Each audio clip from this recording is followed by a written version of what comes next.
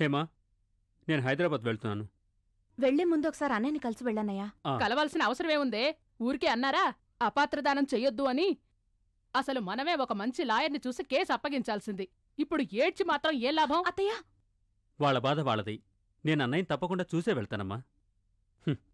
వస్తానమ్మా. అత్తయ్య అనవసరంగా ఎందుకు మాట్లాడుతావు? ఊరుకోమ్మా, ఇక్కడ నా కడుపు మండుతోంది. ఇకపై నా అల్లుణ్ణి కాపాడ్డానికి ఆ దేవుడే దిగి రావాలి.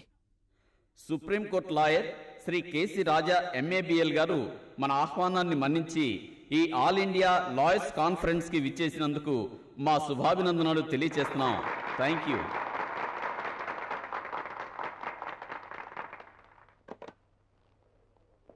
మన రాజా వచ్చినందువల్లే ఈ ప్రోగ్రాం సక్సెస్ అయింది.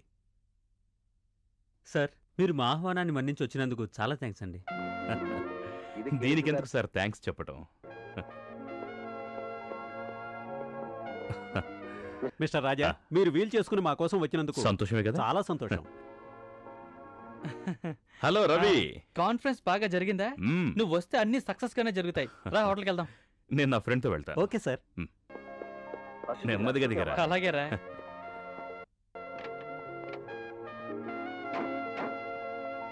Thank you sir. ఉంటాం సార్. ఓకే.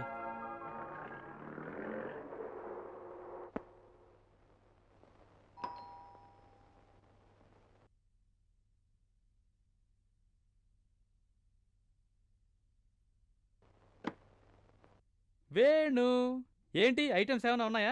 డోర్ తెరవడానికి ఎంతసేపు ఏంటి? రే రవి, ఇంకా నీ బుద్ధి మారలేదా? నాకు అప్పుడప్పుడు వస్తుందిరా. రేయ్, నాకు ఆకలి అవుతుందిరా. భోంచేయడానికి ఎక్కడికైనా వెళ్దాం రండి. ఇవాళ నేను ఉపవాసం రా. ఉపవాసమా? అయ్యయ్యో, మా అమ్మకి నేను ఒక్కనేరా పిల్లాడిని, అన్నం తినకుండా ఉండలేనురా. వెళ్ళి తినరా. మరి డబ్బులు? నేను ఇస్తానులేరా. అయితే సరే. ఇదిగో ఫ్లైట్ టికెట్. ఏం చెప్పినా చాలా కరెక్ట్ గా చేస్తావురా. రాజా, మళ్ళీ హైదరాబాద్ ఎప్పుడొస్తావు? మహాభారతంలో శ్రీకృష్ణుడిలా ఎప్పుడు అవసరమైతే అప్పుడు వస్తాను.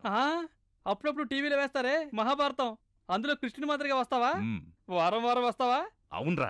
అబ్బా, why don't you come to Delhi man? రేయ్, మేమేమన్నా రావన్నా? వివాహ పత్రిక పంపు, మేము వెంటనే వచ్చేస్తాం ఢిల్లీకి. ఈ పెళ్లి పిచ్చి నీకు పోదారా? నాకా పెళ్లి పిచ్చి? నువ్వే ఇంకా పెళ్లి చేసుకుండా బ్రహ్మచారిలా ఉన్నావు. నేను వద్దనన్నానా? అందమైన పిల్ల దొరకాలి కదా. నీకు పిల్ల దొరకడం కష్టమే. సరే, నేనే ఒక పిల్లని సెలెక్ట్ చేస్తాను, సరేనా? వస్తాను. ఒరే ముండా, వస్తాను రా. వెళ్ళరా. ఇంకా ఏంట్రా విశేషాలు?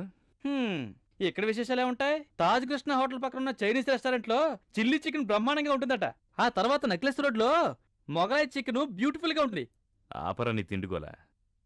మీటింగ్ కి శేఖర్ వస్తాడనుకున్నానే, రాలేదేంటి? అదెందుకు అడుగుతావు? 2 రోజుల ముందు వాడి ఇంటికి ఫోన్ చేసి శేఖర్ ఉన్నాడా అని అడిగాను. ఏదో కేసు విషయమే ఊరెళ్ళాడు, ఇవాళ రాత్రికి వస్తాడని చెప్పారు.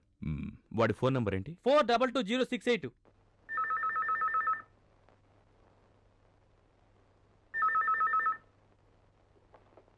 Hello, Shekhar here. శేఖర్, నేను రాజాని మాట్లాడుతున్నాను. నేను హోటల్కి ఫోన్ చేశాను, నువ్వు రాలేదని చెప్పారే. అది నేను కొన్ని రోజులు ఊళ్ళో లేనురా. అదీ కాక ఇక్కడ నువ్వు నేరుగా ఇంటికి రా, చెప్తాను. సరే సరే, నువ్వెన్ని చెప్పినా నేను ఒప్పుకోను. నువ్వెన్ని ఎక్స్క్యూజులు చెప్పినా సరే, కాన్ఫరెన్స్కి రాకపోవడం రాంగ్ రా. నేనొక్క ఫోన్ చేస్తే చాలు, ఇక్కడికి రాగానే నాతోనే ఉండేవాడు. ఇప్పుడు చూడు, దొరగారి కోసం నేనే రావాల్సి వచ్చింది.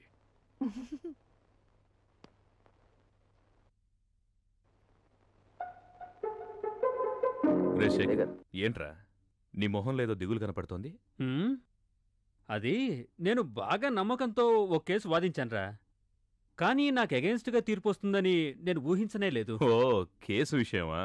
గెలిస్తేనే ఫీజిస్తానన్నాడేంటి నీ క్లయింట్? చచ్చా, ఆయన్ని నా క్లయింట్గా నేనెప్పుడూ చూడలేదు. నా సొంత అన్నయ్య లాంటివారు. నేను ఆల్రెడీ నీతో చెప్పానే, సుందరం ఆయనే. చెప్పావేమో గాని జ్ఞాపకం లేదురా. అవును, ఏంటా కేసు? పేపర్లో చదివే ఉంటావే, అదే విజయలక్ష్మి హత్య కేసు. అందులో అతనే నిందితుడు. ఆ తర్వాత క్యాపిటల్ పనిష్మెంట్, ఉరిశిక్ష విధించారు. ఉరిశిక్ష? ఎవర్రా విజయలక్ష్మి? అదే సుందరం గారి తమ్ముడు భార్య.